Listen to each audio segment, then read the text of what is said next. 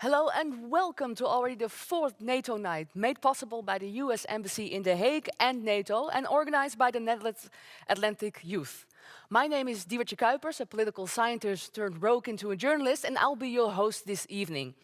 Tonight's program evolves around the next generation, so I will issue a trigger warning on ageism, because we will have a clash, I believe, about some intergenerational issues at hand. We have a fully stacked program. Due to the COVID mission, we try, of course, to make it as instant to ask any questions through our live stream portal. We'll be talking with a vast array of interesting speakers, mainly on future-proofing the transatlantic alliance. And now I would like firstly give the floor to the chair of the Netherlands Atlantic Youth, Koen Meijering, for a few words of welcome. Koen. Thank you, Diewertje. Thank you all for joining us. It's a pleasure to have you here, either from the Netherlands or abroad. And we're very happy to celebrate this annual NATO night, the birthday of NATO. And NATO has brought us a lot in the past. It's brought us 72 years of peace and security. But as the name suggests of this program, we'll not look at the past, we'll look at the future. And it is important for us, for young leaders, to think about the future. There are a lot of new threats and dangers coming our way, and we cannot let that happen and leave those topics to the older generations. I would like to thank our distinguished guests.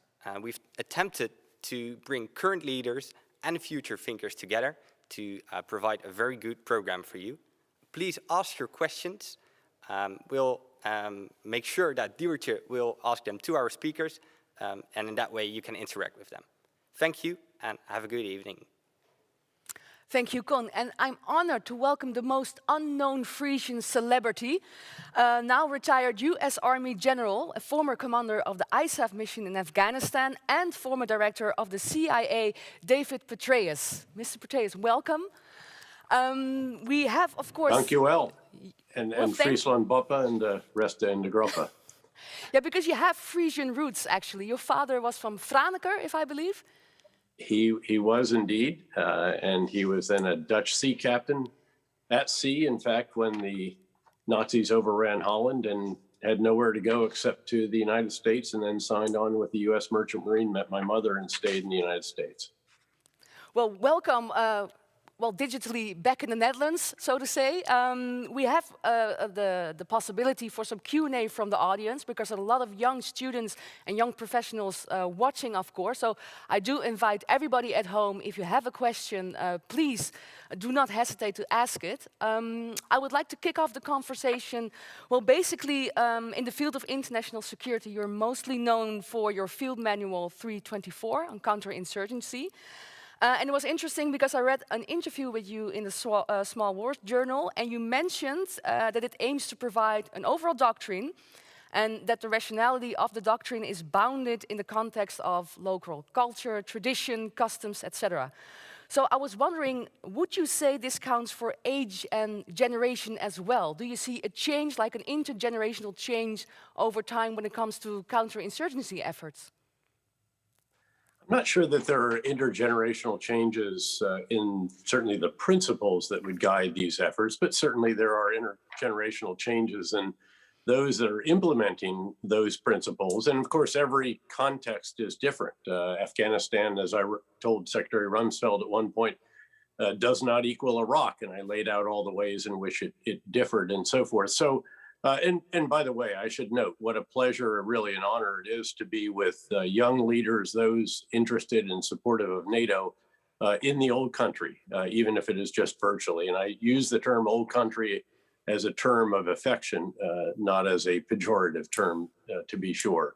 So no, I don't know that there are necessarily changes in how you carry it out, other than just the devices, the capabilities, the social media, all of these developments obviously change the context in which counterinsurgency is carried out. When I was the commander of the surge in Iraq, for example, we weren't that concerned about what was going on in social media because it was still very, very new. We were interested in what was being put out on the internet, but mostly it was still a media landscape that was dominated by television and radio, and that's where we made our efforts. Nowadays, needless to say, you'd have to be active in all of these different areas, and that is truly transformative, of course, not just in counterinsurgency, but in the domestic and international politics that all our nations are engaged in as well.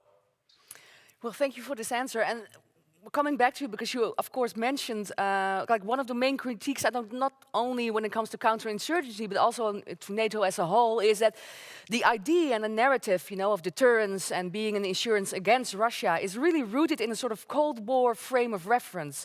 When you look at from the glasses of a more comprehensive approach to international security, would you say this could cause a clash? Well, certainly NATO's mission set, if you will, has expanded since the end of the Cold War.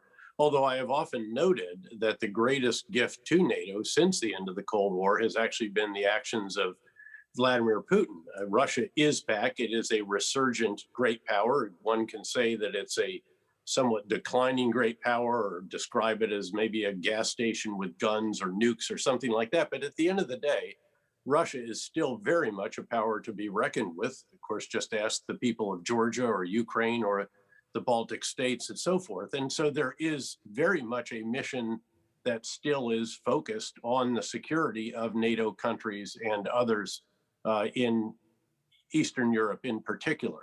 But clearly the mission set of NATO expanded quite considerably in the post-Cold War era. It obviously encompassed Afghanistan. I was the commander. It was the NATO International Security Assistance Force, after all, and also active in counter-piracy operations. There were various other activities, again, in the so-called War of Terror, some of which involved NATO, occasionally peripherally. But at the end of the day, NATO is really the most successful security alliance in the history of the world. I think it is still hugely relevant in a whole bunch of different ways, but we have to be very careful not to overstretch, if you will, what the countries of that alliance are willing to do collectively. And it is, at the end of the day, an alliance that does require collective approval of the various actions it takes. Thank you. And when it comes to, well, basically also the future and future-proofing NATO, you now basically see a renewal of the discussion to what extent European member countries of NATO should not only pay their fair share, but maybe become a bit less, you know, dependent on NATO. It's, of course, a discussion that we know from the late 90s that pops up again.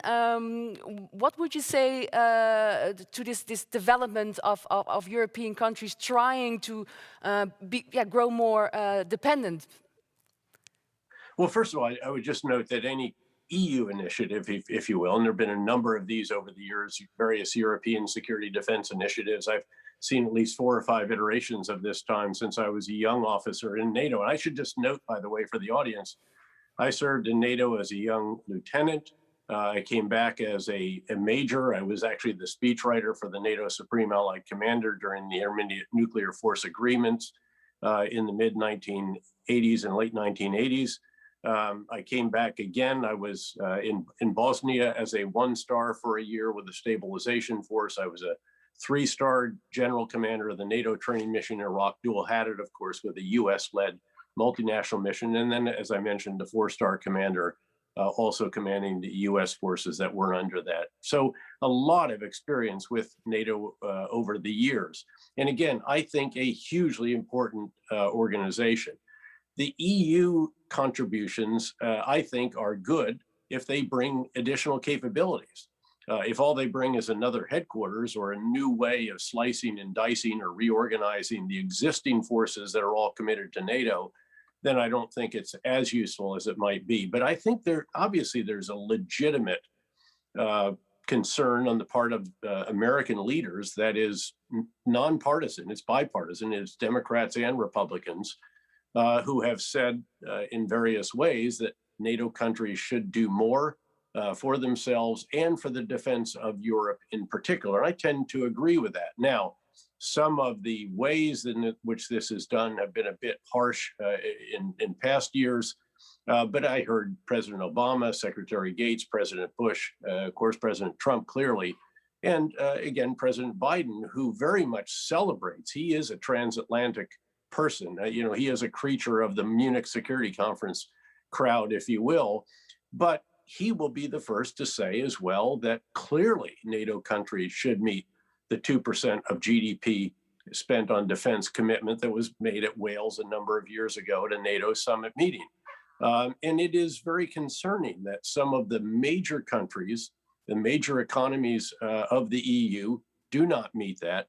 And sadly, as a Dutch American, I see Netherlands in that category, actually at 1.4 something percent. And again, I was very impressed by the leaders of the NATO forces, the military leaders of the Netherlands forces, who spoke out the other day, highlighting this deficiency. And it is a deficiency. And by the way, NATO very much values, the US very much values Dutch forces. I've been privileged to serve with them in Cold War Europe, in Haiti, in Bosnia, in Iraq, and in Afghanistan. And invariably, they are very, very professional.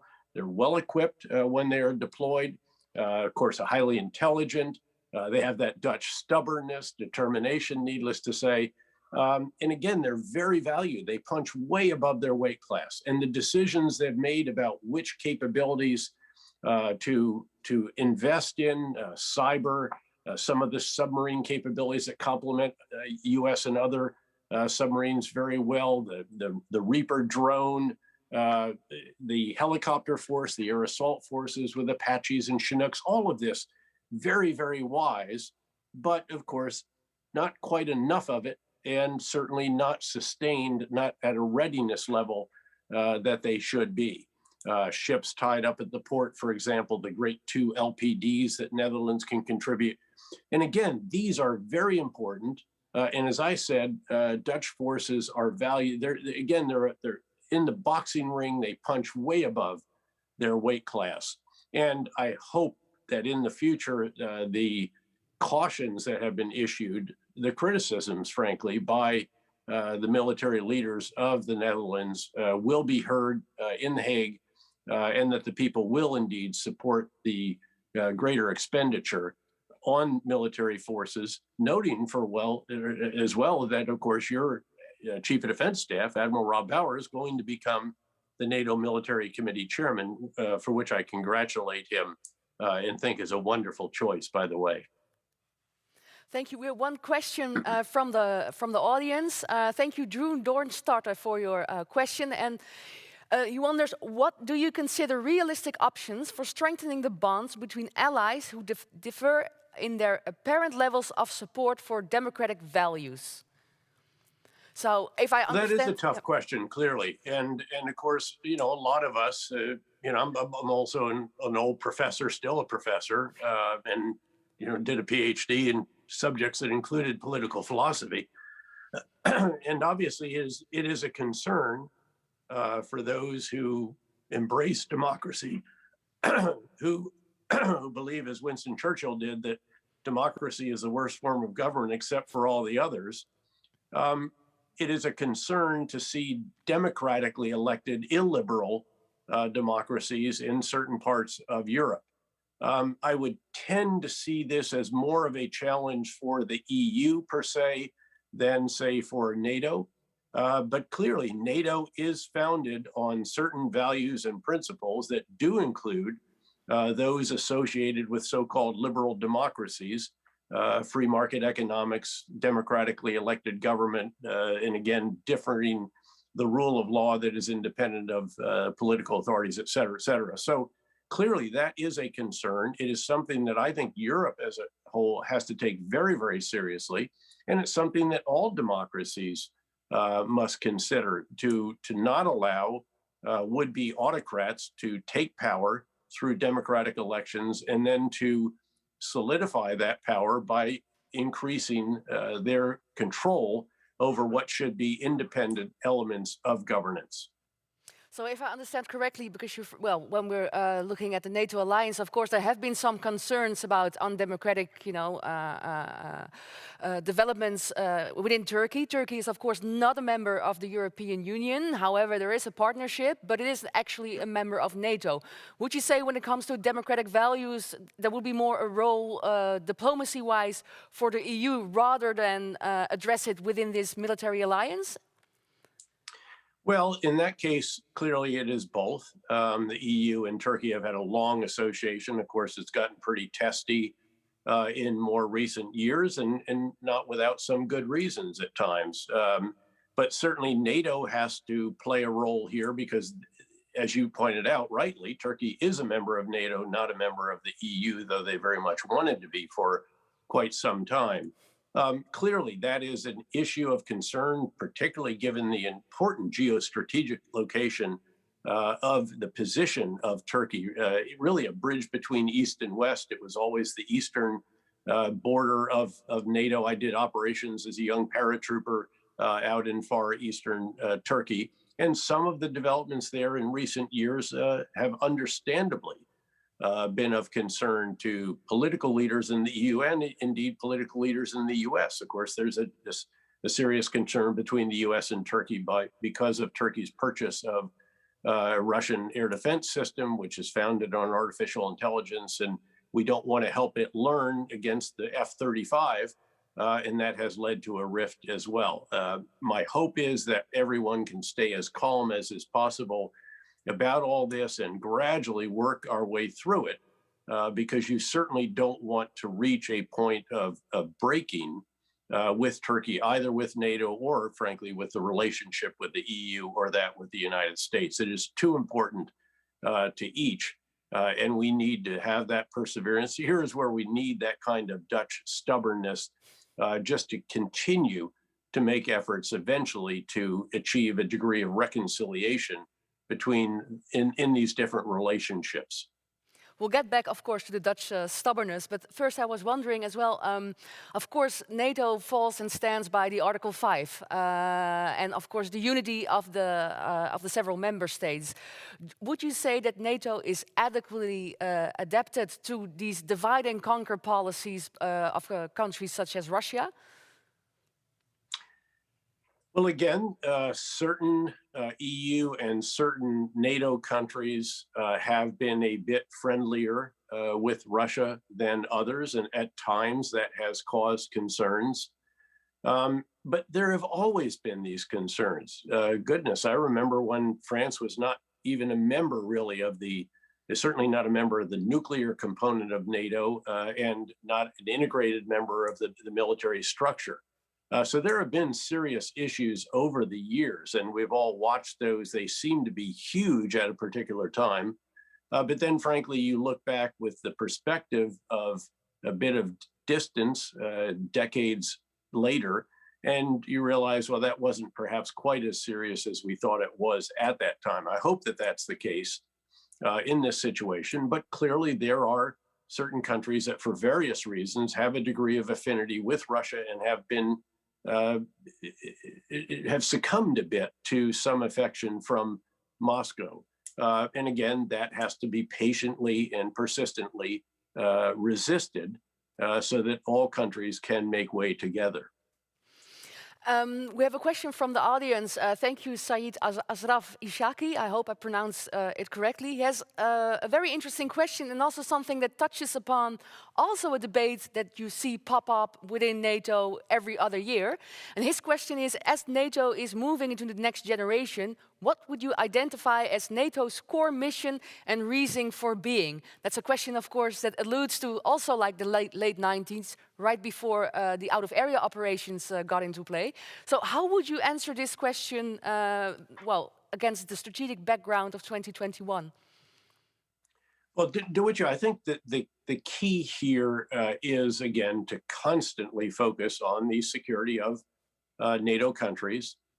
Interestingly, of course, the only time the Article 5 provision has been invoked was actually when it was the United States attacked on 9/11, of course.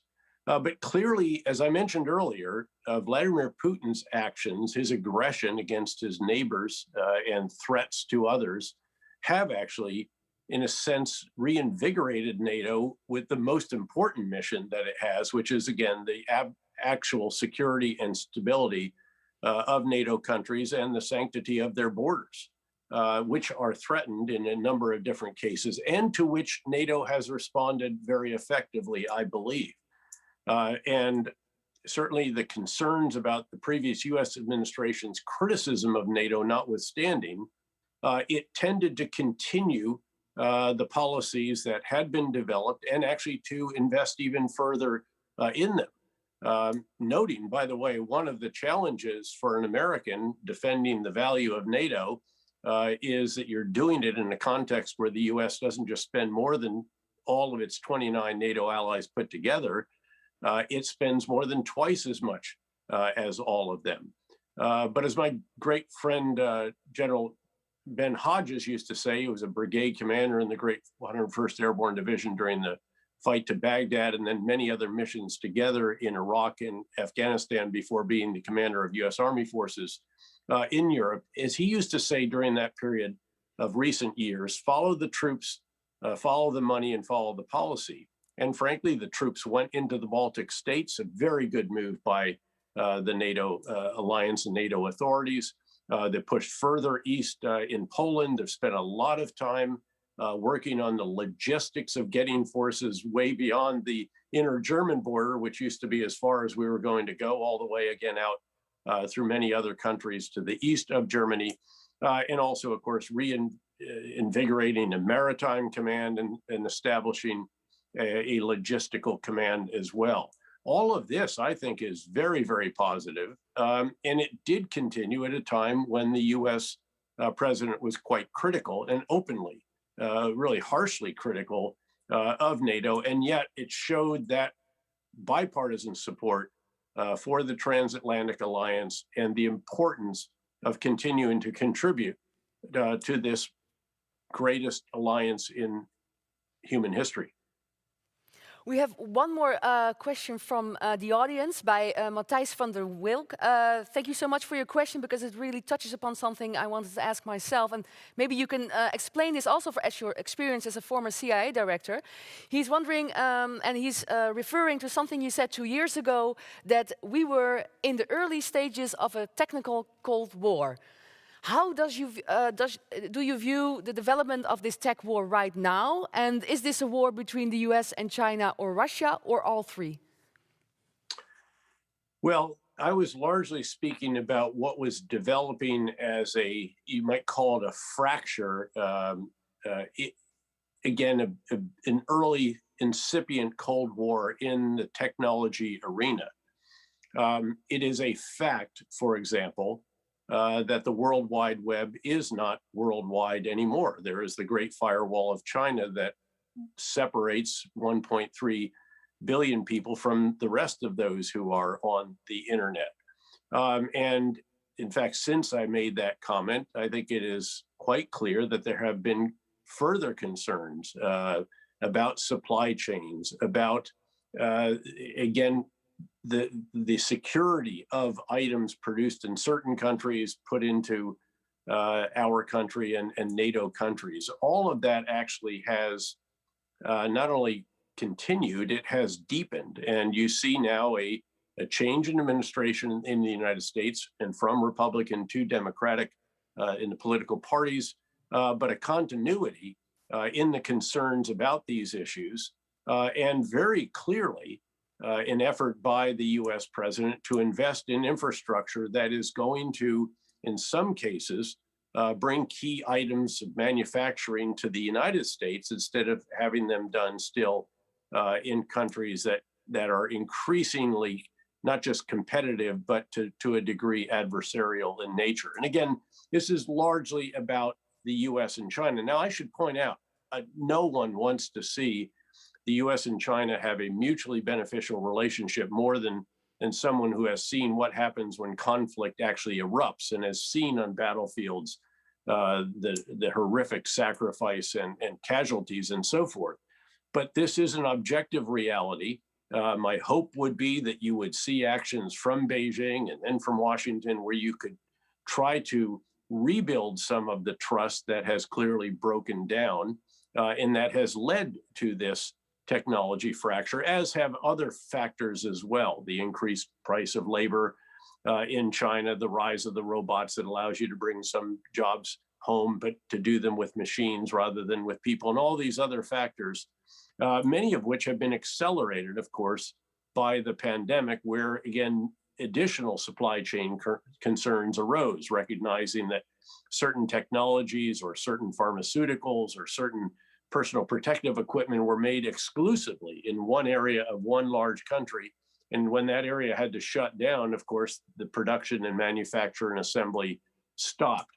So there's a very considerable reassessment ongoing about that kind of situation, but it's particularly intense when it comes to the technology area. And so I do think that subsequent years, the past 2 years, have probably hardened that particular assessment that we're in the early stages of a technology Cold War, in which some countries will be in the orbit of one and others will try to exclude that. And then there will be some perhaps in the middle. But the intervening years, unfortunately, have not caused me to reassess that particular statement. Well, thank you so much. The time is it really flown by. I'm sure there are more tens of questions people would wanted to ask. And I'm sorry we didn't get to the Dutch stubbornness, so we'll save that one for another time. And I would like to ask, maybe we should plan some more time than 25 minutes. But for now, thank you so much for joining us and, of course, sharing your insight and knowledge. And now, it has been a pleasure, and dank u wel. Okay, thank you so much. Thank you so much. And now, strictly for your entertainment, and this has absolutely nothing to do with our logistical purpose of fitting our guests into this COVID-proof table, we will now show you a short video by the Dutch National Youth Council. Apologies for the English speakers, because this video is only available in Dutch.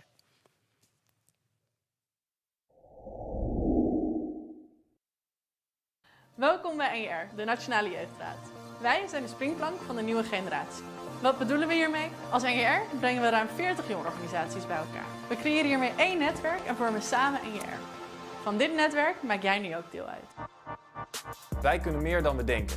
Problemen bestaan niet, oplossingen ook niet, alleen actie bestaat. Wij bepalen zelf. Dat betekent dat we wel eens op onze bek gaan. Maar kijk eens wat we bereiken waarvan we nooit dachten dat we het zouden kunnen. Dat geeft een kick, daar streven we naar, daar willen we meer van. We willen meer doen, we willen goed doen, we willen impact. Niet omdat het moet, maar omdat we het willen. Iets willen begint bij jezelf. Niet bij wat we niet kunnen, maar juist bij wat we wel kunnen. Bij je sterke punten. We halen je uit je comfortzone en droppen je in de zone waar je leert. Falen bestaat niet. Het is een kans om te groeien, om jezelf te ontwikkelen. Alleen kan je veel bereiken, maar samen zijn we onverslaanbaar. Wij doen dit samen, met elkaar en voor elkaar. Door jongeren, voor jongeren. Jongeren zijn de toekomst. En omdat wij jongeren zijn, weten we ook wat jongeren willen. Wij zijn medewerkers, stagiairs en vrijwilligers. Eén grote dynamische organisatie. Nu is het aan ons. Dat is onze manier van doen. We denken niet alleen dat het werkt, we weten dat het werkt. Onderzoek bewijst het en onze successen liegen niet. Wij zijn NJR. Springplank. van de nieuwe generatie.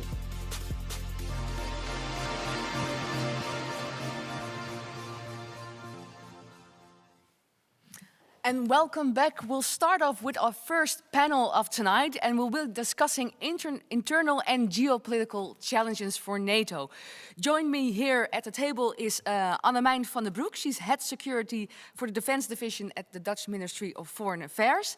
And to my other side, Don Seder, lawyer, mostly known as local politician for the Christian Unie, but now also a new member of Dutch Parliament. So congratulations. Thank you. And of course, I must say, NATO Young Leader 2030. You were singled out by Stoltenberg. And now joining me also through the video stream is also Admiral Rob Bauer, former Chief of Defense and upcoming Chairman of the NATO Military Committee, and Laurens Speranza, Director of the Transatlantic Defense and Security at the Center for European Policy Analysis. Guys, your titles are so large. I really, it's good I wrote them down. What we're going to do with this panel, actually, I would like to invite you, of course, to introduce your opening statements, because two of you have joined us digitally. I think it's the most easiest way if we start off with Rob Bauer and after Laurens Speranza, and then we'll join you two at the table. After your opening statements, of course, you can debate each other, so please feel free to raise your hand if you want to respond to another. And now, of course, what will the opening statement is about? Well, we actually asked all the members of the panel to answer the following question: what geopolitical or internal challenges for NATO are most crucial to tackle from your expertise? And what is needed to ensure a future-proof transatlantic alliance for the next generation? Admiral Rob Bauer, please, your opening statement. Dear Chair, good evening. Good evening to you all. Let me start by saying it is great to see, to have seen and heard David Petraeus in this meeting. And I applaud him for all his achievements. And I think we owe him many thanks for all the hard work he has done in this dangerous world for both the US, but also for NATO. So talking about NATO tonight, I think we can still say it is the most powerful alliance the world has ever known. 30 allies stand side by side. And because they realize that they are stronger together than they are alone. And because they trust each other. As Secretary General Stoltenberg has rightly pointed out, the total defense expenditure of members of the alliance has increased significantly. Unfortunately, the same can be said for China and Russia. And if you take all the current threats and technological changes into account, the only logical conclusion is that Europe needs to be stronger and more self-reliant. Strengthening European defense cooperation should be done in a way that strengthens NATO as well. Because 90% of the EU citizens live in a NATO country. So it is not a question of strengthening either NATO or European defense cooperation. We have to do both. And this June, I will be starting as chair of the NATO Military Committee.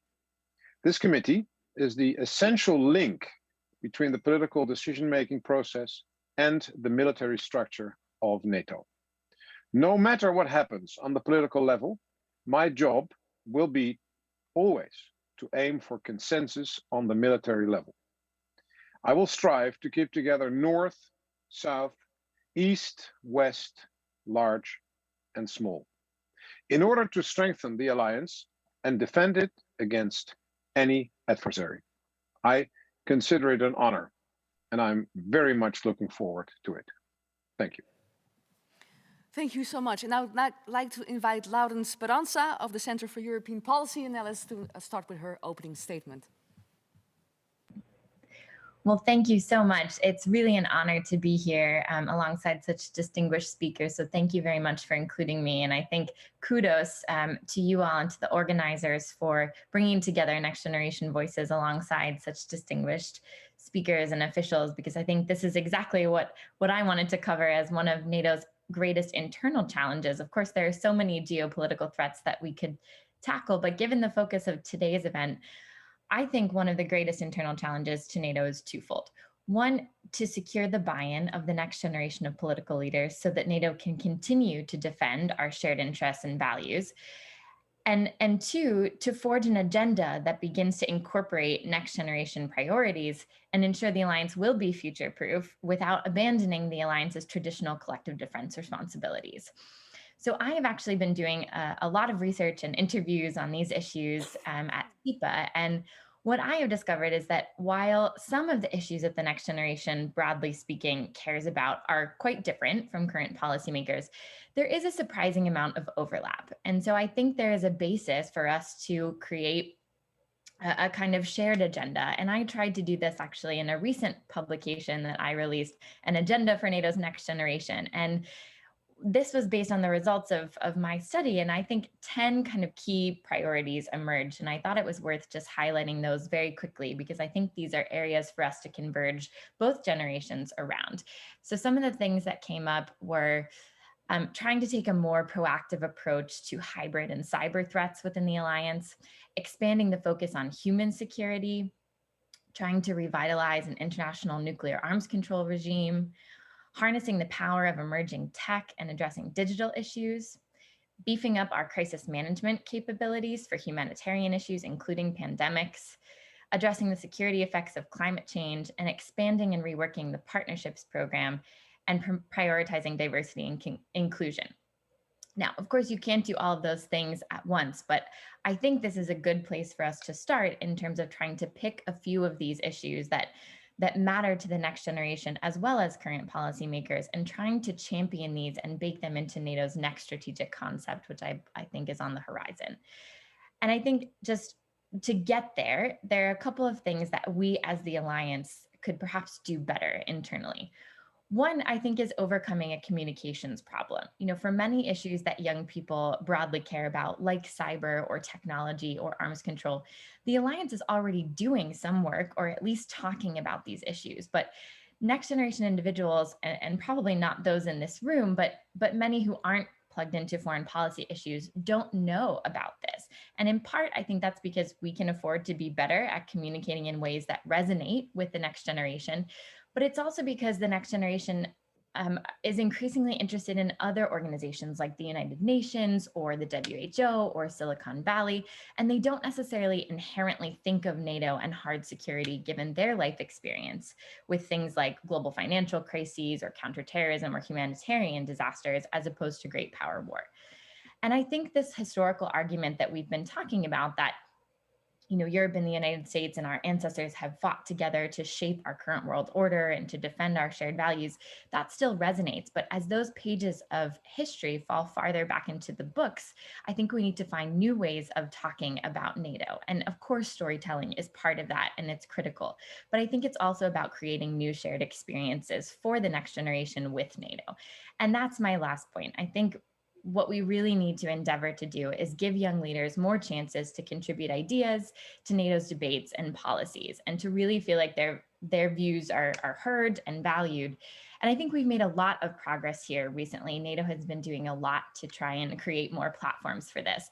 But I hope in the future we can do an even better job of not just creating separate youth formats, but also bringing young leaders into the fold, actually inside the alliance, so that they can build relationships and gain insights and create those shared experiences that will keep the alliance healthy and alive for years to come.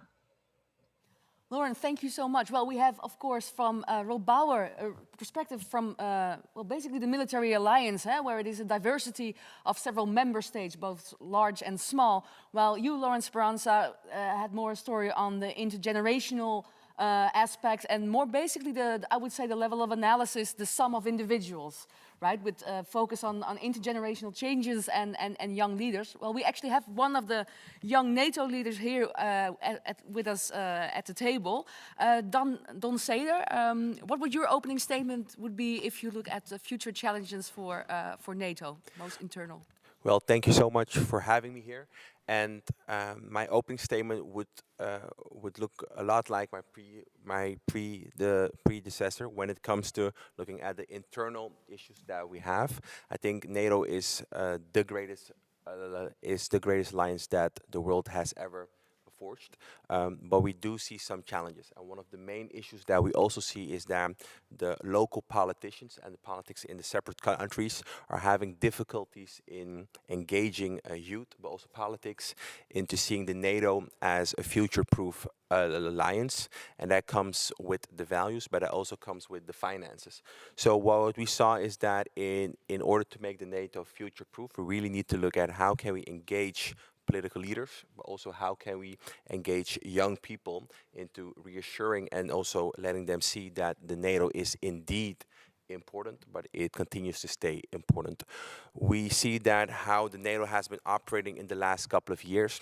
Also, when you look at the media, that hasn't been very positive, to say the least. Also, when you look at how the United States has been communicating, we do see a shift, and we do hope that that will continue to enhance the relationship.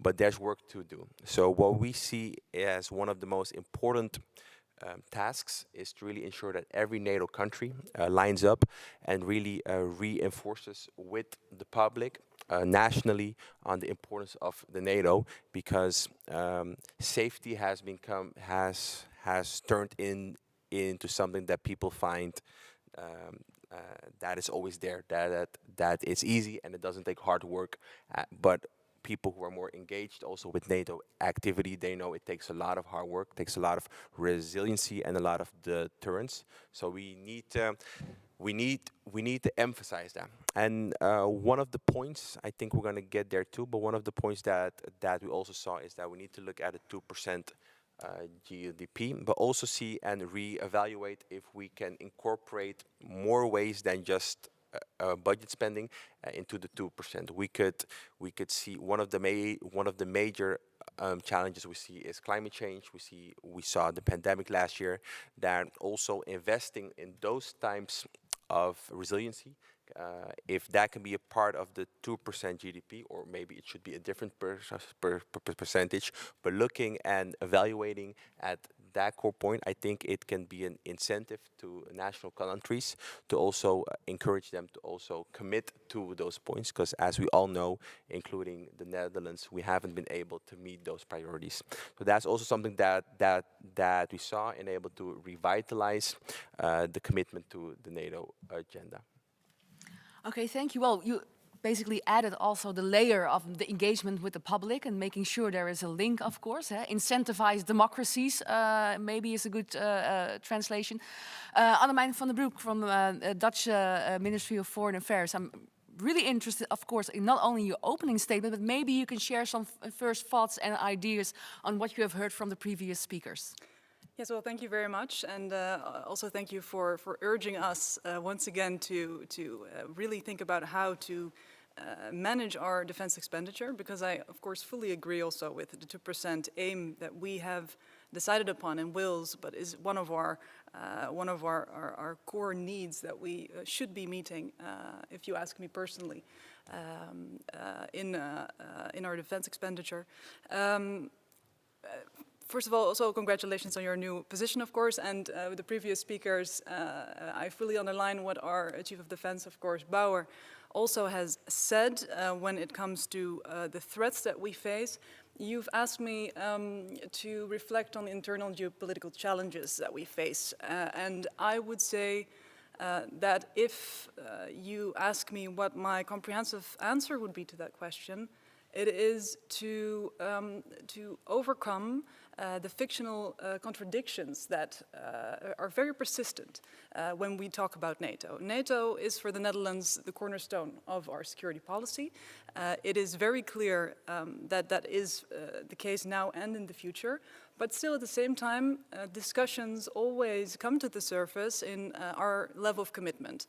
Our expenditure is one of those examples, and I very much understand that, because if we do not invest with the current forming of a government, for instance, more in our defense budget.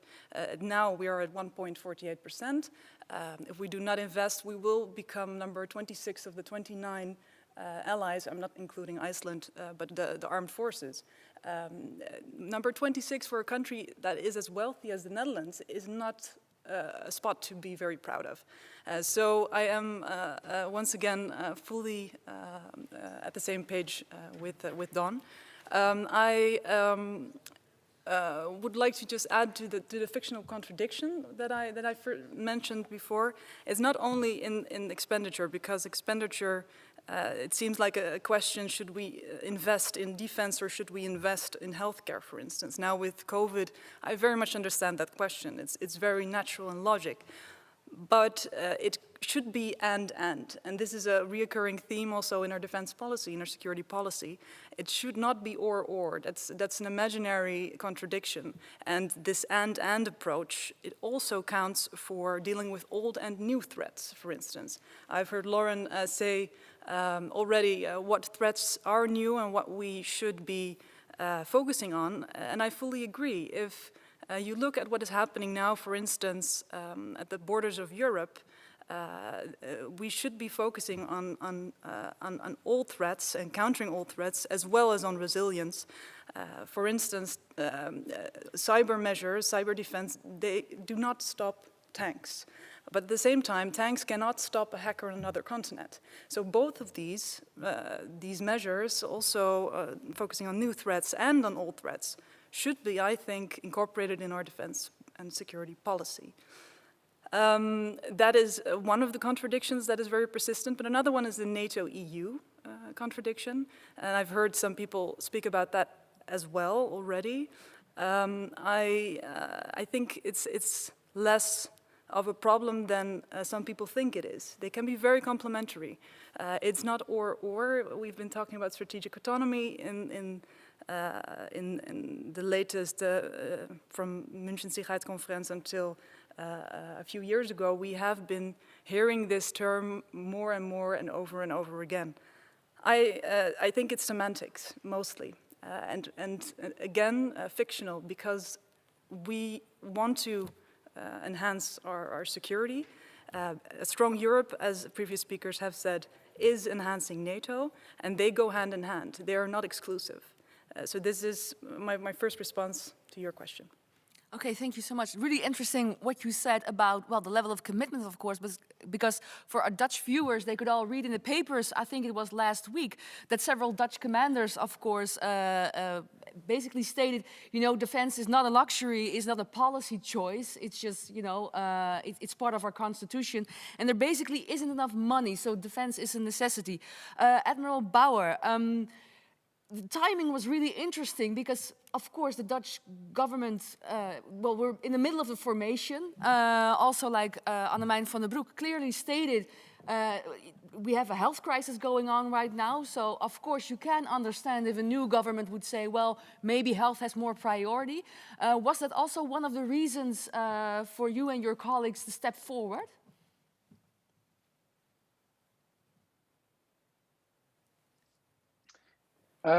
Yes, because one of the it's actually not a very good argument. COVID is terrible, but COVID is hitting 30 NATO nations at the same time, and so being number 26 is not something to be proud of. But if the rest is increasing its defense expenditure, and it's I'm not really interested in the 2%. I'm interested in what is behind it. And what is behind it is the following. Because of the increasing threat and the more complex threat, we're talking of increasing cyber threats. We're talking about an increasing conventional threat, both from Russia and from China, increasing in numbers and increasing in threats. The hybrid missile threat from Russia is a new threat, but from conventional weapons. And there is a modernization going on of the nuclear forces in both Russia and in China. So we are talking about a wider range of threats and a more complex set of threats. And therefore, you do not have the luxury. I sometimes hear that we have to choose amongst the threats. Ladies and gentlemen, that is not possible. You cannot choose the threat. The threat is there. You can choose whether you want to do something against it. And therefore, if you focus on one threat only, you will become vulnerable to the other threats. That is simple military logic. And so we have to be careful. It is not a or, it is an and discussion. It is more digital, more emerging technology, more data. So that is one side of it. Then there's more and more dangerous and more complex conventional. And then there is still nuclear. And we have to look at all three. And whether you are young or old, it is a threat to all of us. And therefore, the threat is not starting at the border of the Netherlands, because we live in a part of the world which is relatively safe, which is great, it is fantastic to live here. We're far away from Russia and we're far away from the Mediterranean Sea where all the migrants come from. So there is nobody is feeling the threat, but the threat is there. If you talk to people in the Baltic states, in Poland, in Romania and Bulgaria, then they feel daily the threat from the east. If you live in France, Italy, Spain, Greece, Turkey, you know the threat from the Mediterranean Sea, the migration. So it is there. And the fact that we have NATO is, and the strength of NATO is that we are together. Only together we are able to defend ourselves in an effective way. So the border doesn't start at the between the Netherlands and Germany, for example, but the border starts at the Baltic states. The border starts in Southern Europe. So that is the thing we need to understand more. Everybody is hit by COVID. Everybody has economic problems, and still those other nations are doing much better than the Netherlands. We are the 6th economy from Europe. We are the 18th or 19th economy in the world. So to say we cannot pay, we cannot afford this is nonsense. And I think that is the clear message that the commanders gave via the papers. That is the clear message that I give as often as I can. We should be ashamed of ourselves. It is a promise that we made in 2014 that was made again 4 times, that we would live up to that expectation. It is not NATO. NATO in itself is nothing. NATO is a group of nations, and the nations in that combination decided to do this. So it is us, it is the Netherlands as well, that came up with this idea. So it is not someone else, it is not a mystery guest, it is not something that is in Brussels, it is us, it is the people in Europe, in the United States and Canada. So we have to think about that. It is us we need to protect. Well, thank you for that very, very fiery statement, I must say. When it comes actually to NATO, with facing future common challenges, as Rob Bauer also indicated, NATO is, of course, also a means to pool resources. These resources can be money, but they can also be in terms of modernization.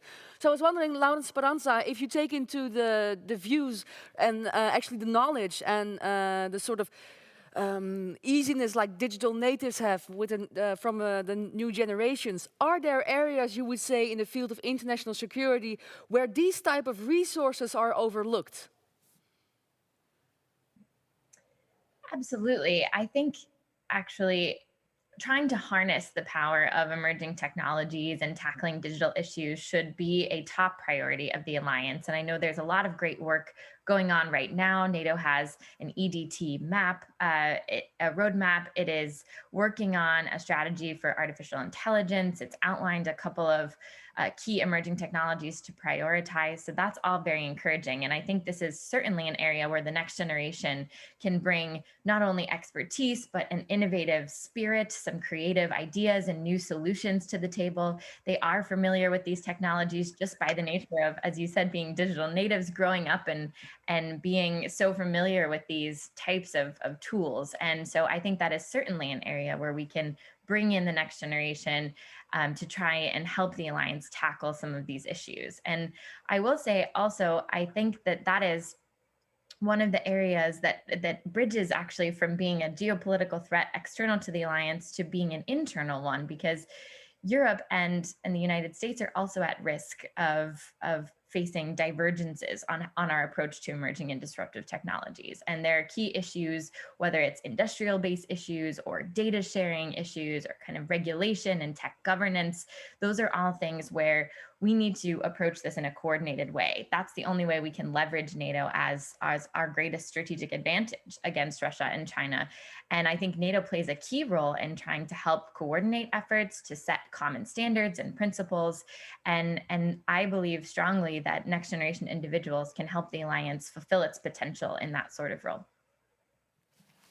Thank you. Don Seder, what would your answer to this be? Like, you know, pool the resources from younger generations, setting up guidelines. Is that something we can do this with the EU or?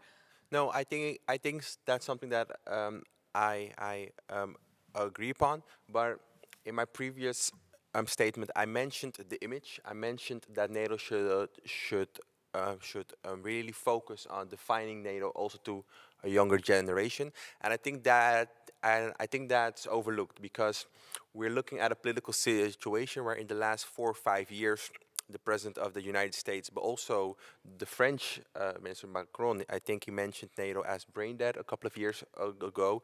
These things have reflected upon the younger generation, asking them, okay, why should I commit to NATO? That's a serious overlooked issue that we have, and I think that's something that's been enhanced from the political leaders, and that's something that needs to be restored. Also, when you look at the challenges that we have concerning cyber and tech, NATO doesn't have the financial resources to bring in young tech people like a Facebook or a Google or Amazon has. But what we do have is that we can ensure that you're helping building a stable world, a stable NATO. So it's all about the image and the communication, which I do feel that the last couple of years that we have lacked in really ensuring and also communicating that to the younger generation. So I fully agree. At the same time, I do think to get to that path, we really should reassess how the NATO as an image, as a brand, as a feel, how that appeals to younger generations. And I do think that we need to restore some of the harsh words that has been said the last couple of years, because I except for the people here and the people watching, I don't think that there's a young generation growing up thinking that they are NATO and NATO is them. I think that's something that needs to be worked upon.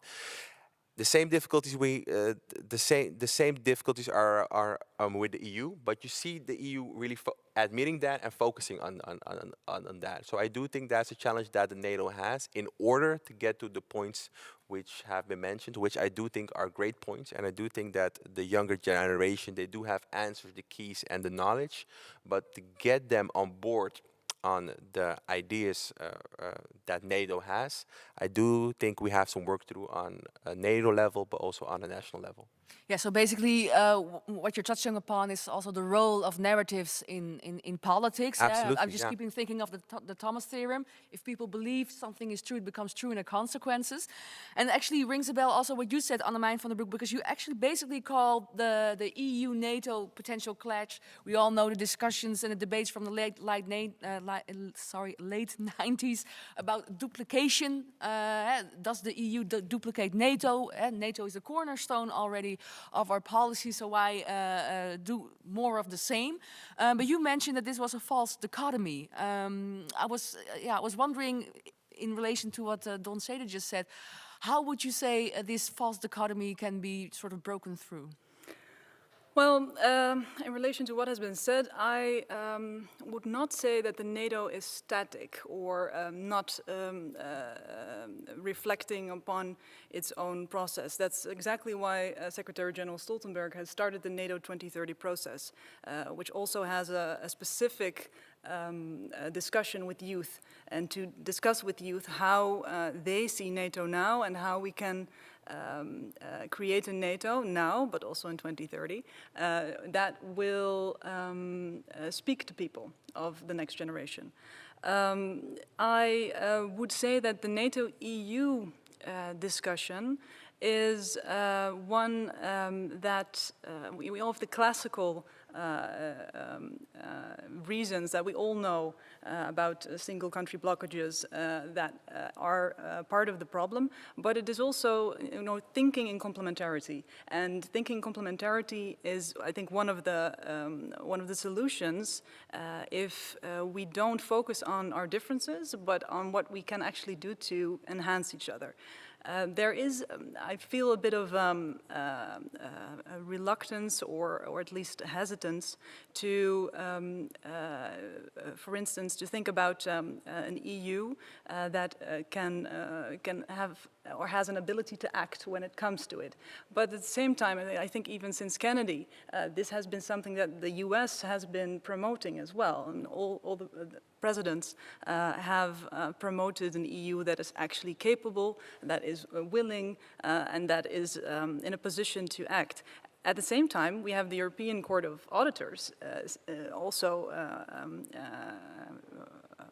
going through the numbers and seeing that it would cost at this point still hundreds of billions of dollars to have an EU that can defend itself, its own territory, without the US. So that's why I'm not looking at an option without the US, because we would want to, as an EU, we would want to protect our continent and the territory with the US, if that's possible, at all times. So it's not a question of again, as I said before, not a question of or NATO or EU.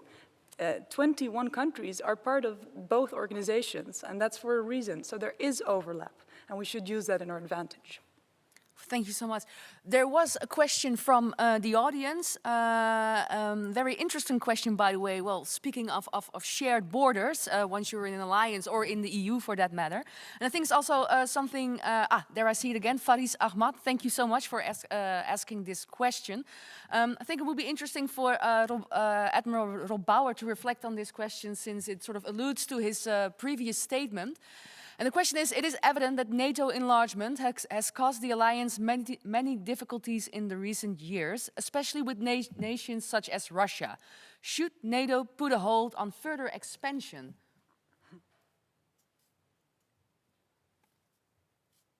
Maybe a too political question for an admiral, but I'm still going to try.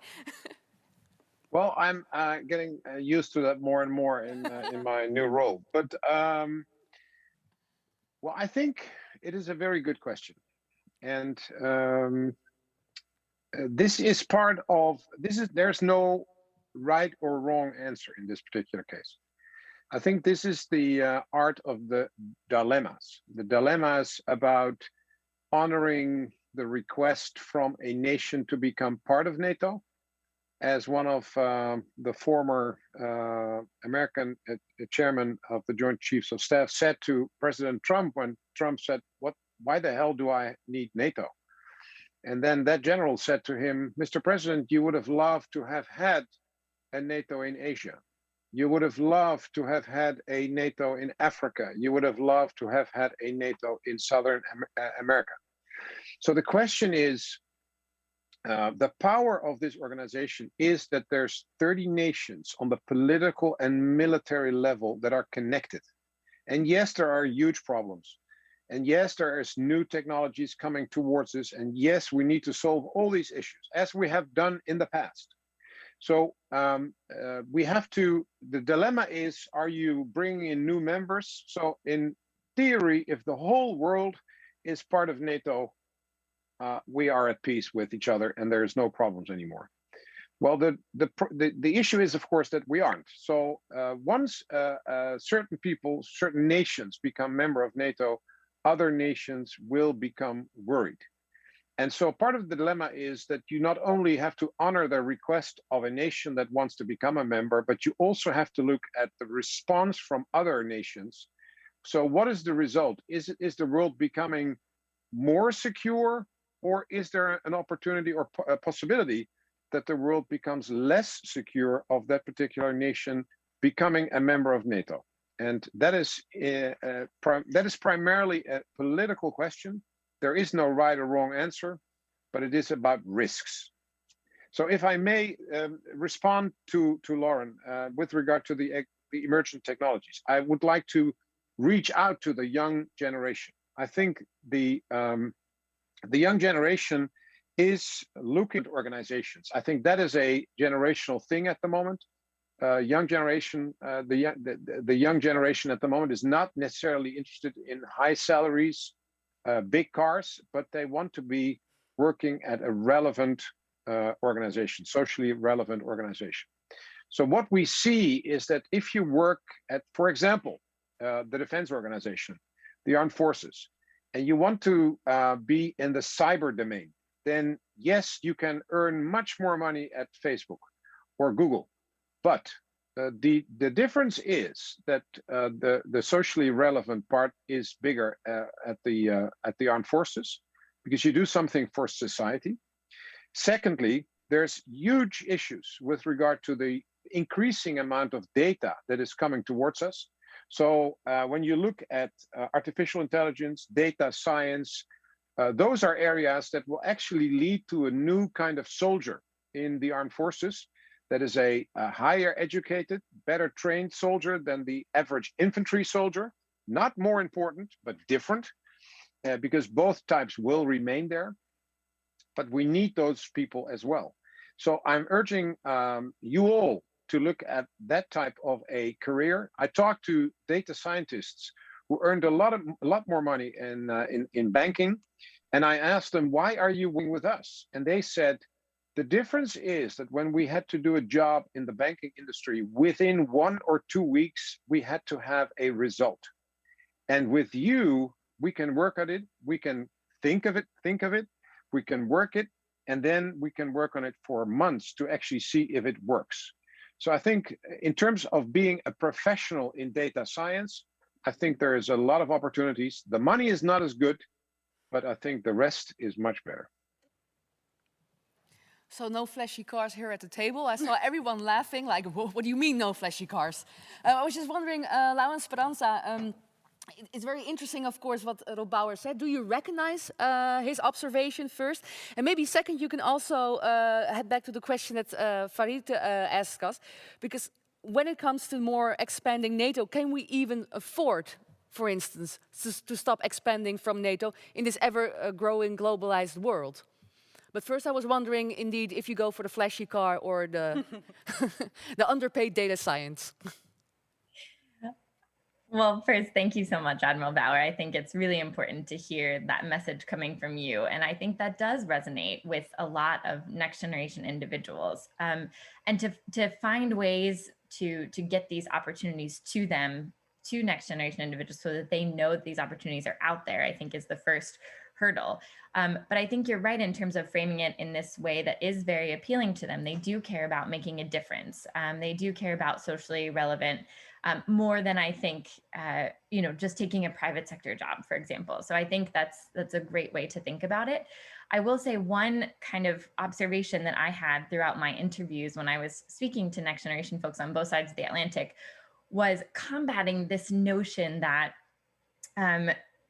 that NATO is only working on defense issues, and that they would be somehow working on issues that are related to conflict, not conflict prevention, but perhaps this notion of warmongering or some kind of increasing tensions because they're working for the armed forces. And so I think this is something to tease out, and NATO has tried to make the argument, and I think it's worth highlighting, that actually, it's peace through strength, that we are actually working to keep the world safer by building up our defense capabilities, and that NATO is actually taking on this broader political role where we're not just talking about, tanks on a battlefield, but it is very much about security in cyberspace and humanitarian issues, highlighting the role that the alliance played in helping to use military capabilities to transport equipment and PPE for the COVID crisis. I mean, I think there's just such a broad array of things that NATO is doing to contribute to peace and security and safety. And so trying to bring the next generation on board and recognize that, and that it's not just traditional armed forces, I think is a key narrative that we need to do a little bit more work on. But I think that it's fantastic that there's opportunities to bring them in on this set of tech and innovation issues. And then I just on the point about on NATO enlargement. I mean, I am strongly of the belief that every country brings something particular to contribute to the alliance, and that we need to take advantage of unique capabilities provided by each country. So even if they cannot provide, strategic airlift or sea lift or big kinds of conventional capabilities, they might have particularly good cyber capabilities, or they might have, some skill to share with the alliance that makes the alliance better. And so I think it's important to judge, to factor in that consideration when we're thinking about what can new nations offer for the alliance. And I do think, of course, it is a political issue, but it is a very strong sign, I think, that NATO is doing well, that we still have countries lining up to join the club. And you don't see that happening for Russia or a former Soviet Union or for China or anything like that. So I think that's a true testament to the alliance's value. And even all of the challenges that we face internally and externally, the fact that we still have nations lining up and wanting to join, I think, is a really powerful signal. So we shouldn't disregard that. Well, thank you. Well, I have to ask, of course, our newly found MP here at the table. As Laura Speranza mentioned, there could be a more broader political role for NATO, of course, also in the face of the pandemic. But there's also, of course, the risk of securitization. If you securitize everything, like everything becomes a risk and everything becomes a threat. And we do actually also have a question from the audience, from Peter Akkerman, that sort of, relates to this, who's wondering, well, if you invest more in the military, do you not put more oil on the fire for an arms race, while it does not necessarily solve the core of the threats and the conflicts that you are afraid of? So I was wondering if you could both shortly reflect on that, because we only have 5 minutes left. It's really, time flies. Yeah, I think that's a great question. I think that's why I also said in my statement, when you look at the 2% GDP, what we said in our report, which everybody can read, we also said, let's re-evaluate and maybe redefine what investment means. Because we're talking about security, we're talking about defense. But to us, resiliency, deterrence, but also when you look at climate change, adaptability, could also create stability in the world. So for us, I think it's very important to look at that. I think 2024 could be a great moment to look at a redefinition of investment, and also maybe look at the percentage, because it might be an incentive to increase the percentage, but also elaborate on what it means to invest in NATO, not just on defense, because that's the narrative that people think that NATO is just about. And what type of resources are you thinking of, rather than just 2% of your GDP? Well, you could look at how much a country invests in, let's say, resiliency when it comes to climate change, when it looks at border security, when it comes at creating a certain stability in a country, because conflict is a next step, but before that, a stable country prevents, or at least lessens the chances of conflict. So we do see that there's an area where we can improve as NATO countries. So redefine and reevaluate that, and you might see that there are different ways, and even more political friendly ways to create incentives to invest in NATO, because we do see all over Europe, we do see political leaders who are reluctant to commit to the 2%, even though they already committed to that. We see that it's difficult to explain that in a political way, and that a lot of voters aren't really appealed to the fact that we should invest more. So that's something that we need to look at. And it's all about the narrative. It's all about how to explain that. And I do think if we explain NATO as a broader organization, as an organization of peace, and I think you can get political leaders to commit more to whatever a new percentage or a new definition would be. But let's evaluate and let's look into that.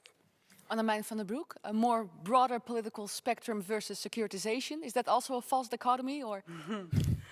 Well, responding to the previous question as well, I think it was the World Bank that said that it costs 16 times more money to heal a conflict than to prevent it. So that's, I think, the reason why we should invest not only in defense, but as you rightly said, in stability surrounding the Netherlands, surrounding Europe. And stability means not only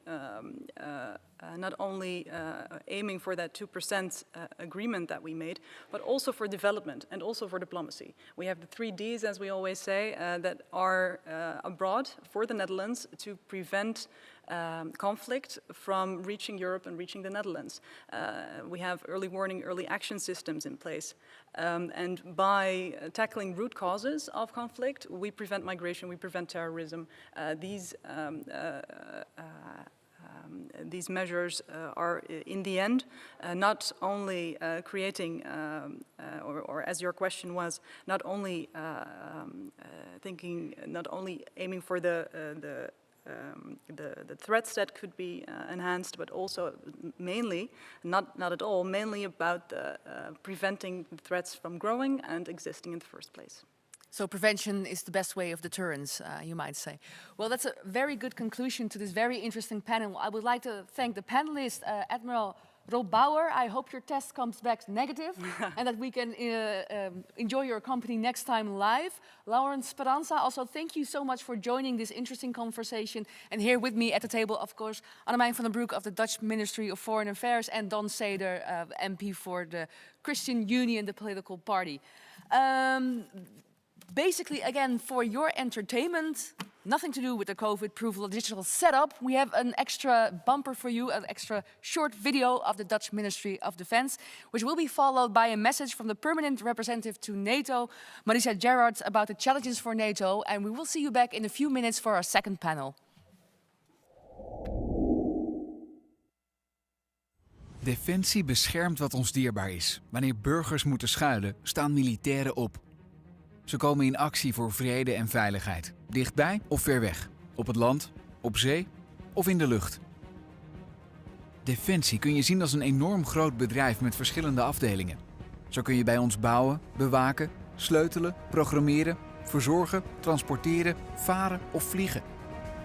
Maar werken bij Defensie is niet zomaar een baan. Het vraagt veel van je, fysiek en mentaal. Daar zetten we dan ook veel tegenover. Baanzekerheid, goede arbeidsvoorwaarden, uitstekende medische zorg en kansen om door te groeien. Naast werkgever zijn we bovendien een opleidingsinstituut dat graag investeert in jouw ontwikkeling. Wat je ook gaat doen bij Defensie, je doet unieke werk- en levenservaring op. Werkt in een bijzonder hecht team en ontwikkelt skills voor de rest van je leven. Dat maakt werken bij Defensie uniek. Werken bij Defensie. Je moet het maar kunnen.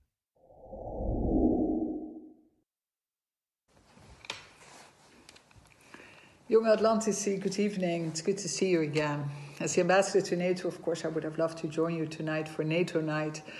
But unfortunately, I cannot make it this year. And the organizers asked me to send you a message to share a few thoughts with you. And of course, I'm very happy to do so, because there's a lot to discuss. New threats are testing us on a daily basis, and I'm sure that you're aware that cyber and space became 2 operational domains for NATO, but also other issues like economic security, for example, and emerging and disruptive technologies are very high on our agenda. And that means that NATO has to adapt, that we have to adapt to counter these new threats. And we will adapt. I mean, NATO has been adapting the past 7 decades, and I think that's why NATO is the most successful alliance in history, as Secretary General Stoltenberg keeps on reminding us.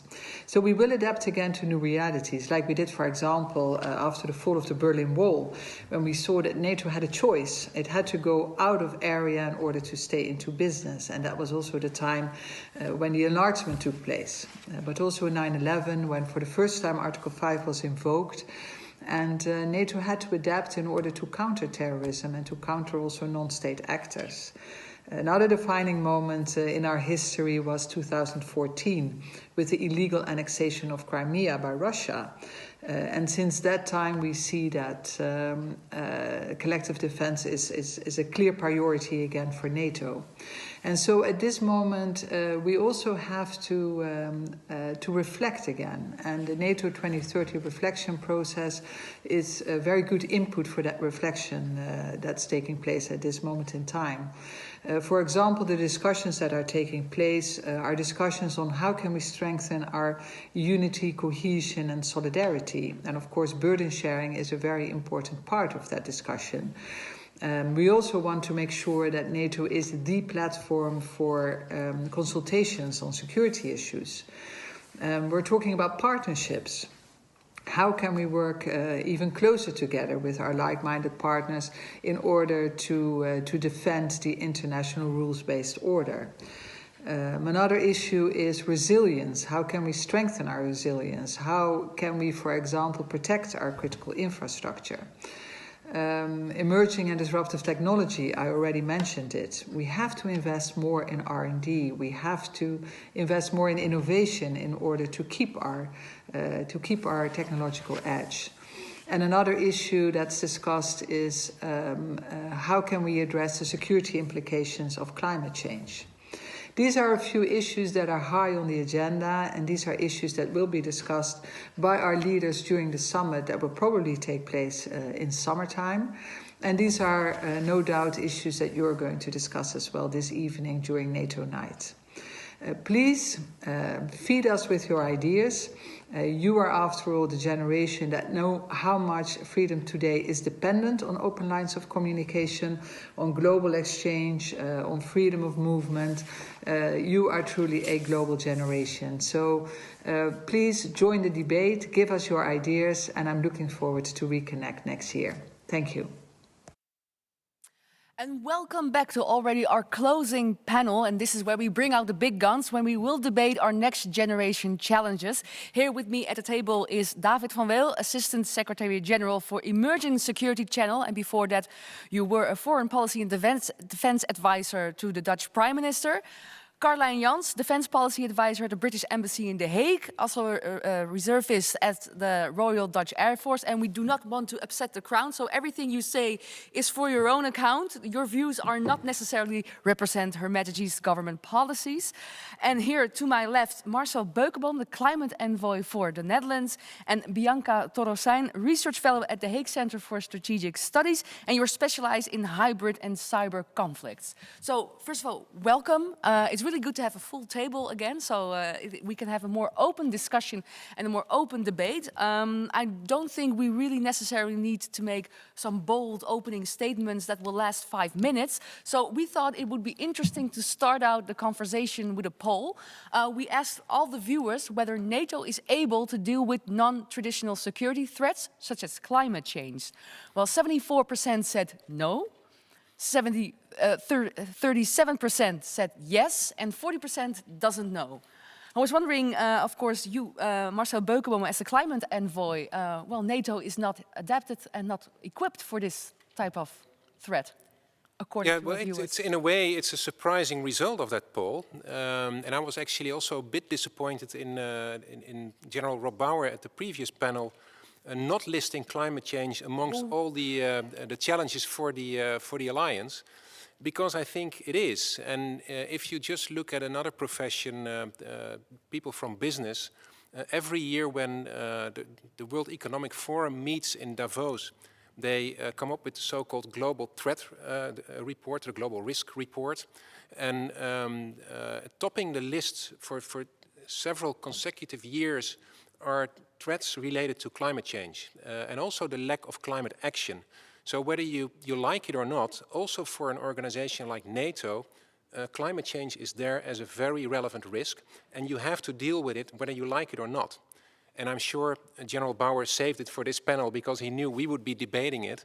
And I also know, and listening to Marisa Gerards as well, it is there amongst the threats that the NATO is dealing with. Also what Jens Stoltenberg said last year in his address. But more needs to be done. It has to be seen as a risk that you have to act upon in strategic terms, but also you have to adapt your own organization to this changing reality because you can't escape it anymore. And perhaps, and I won't make a long statement here, but Article 5 could be an inspiration here because it's more or less the same foundation that we have in the Paris Climate Agreement. A threat to one is a threat to all, and that is the essence of climate change. We have to do this together. We have to have collaboration to address this issue, and that goes for the military as well. So not only talk the talk, also walk the walk. David van Mille, I was wondering, climate change or other non-traditional threats, are these actually at the radar enough in The Hague, you would say, from your experience? Because of course, you worked in The Hague for a while, now you're within Brussels. Do you see any difference in the way it's been talked about, these non-conventional threats? Definitely, I think that these non-conventional threats are the actual threats that are threatening us on a daily basis. Whether it's climate change, whether it's cyber, it's hybrid, that's all happening around us on a daily basis. So within our capitals, in the allied countries, these issues are being debated on a weekly basis, which was one of my motivations to want to venture into NATO, to make sure that also in NATO, which is our collective security organization, these threats get the attention that they deserve. And to follow up on what Marcel said on climate change, we've just adapted a climate and change and security agenda within NATO to actually address the issue from a NATO perspective. And basically that means that we will look at one, awareness, which is what are the security implications of climate change in the regions around us, but also within the allied countries. 2, adaptation. So how do we make sure that we are able to operate in more extreme circumstances or are ready for more disaster relief when climate change hits us or the surrounding areas. And 3, which is not insignificant, how can we contribute to the mitigation of climate change? Because also the defense organization is of course a CO2 emitting sector. So on all these 3 strands we've picked up the pace. And in the run-up to the summit, as mentioned by Marisa Gerards, we will make sure that we take new steps. So Carlijn Jans, a new agenda, a memo, another policy paper. Would you say this is enough, or do you see actually some implications developing? Yeah, I think, first of all, I don't think it's a bold statement to say that climate change and its effects is an existential threat to the new generation, our generation. And I think that's increasingly important to recognize on a political level, but also to recognize what that means for the militaries and defense organizations. And indeed, as Davin already said, it's important to recognize also what it does to military posture, but also to understand what it does to the changing nature of conflicts. Like Admiral Bauer said before, it is important to recognize that NATO is an alliance as an institution, but NATO is also the sum of its members. So members themselves can contribute and look at this issue or this threat more intensively. I don't know, my iPad. Yes, Siri reacted. Siri.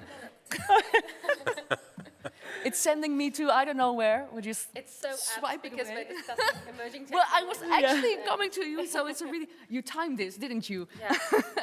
No, Bianca Torresem, because I was actually, coming to you because you're more specialized in disruptive technology. Yeah.